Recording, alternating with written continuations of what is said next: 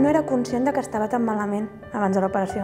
Només em notava cansada. I va començar a rebre els dolors a la ronyonada, diguem. Em van fer analítica i es va sortir tot alterat. I a nefrologia ja va ser quan em van dir que tenia insuficiència, que la cosa no anava bé, que s'havia de fer trasplantament. Va anar bé, les proves que ens van fer, l'únic va ser la diferència del grup sanguini. Em van fer com una mena de diàlisi, diguem, que eren 3 tractaments abans de l'operació per netejar-me tota la meva sang i treure tot el que podia rebutjar la seva sang.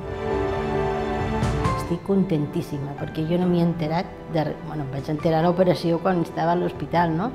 Però després, res. I notes molta diferència de quan estaves malament, diguem, a quan te l'han donat. Jo amb l'equip de metges sempre he confiat.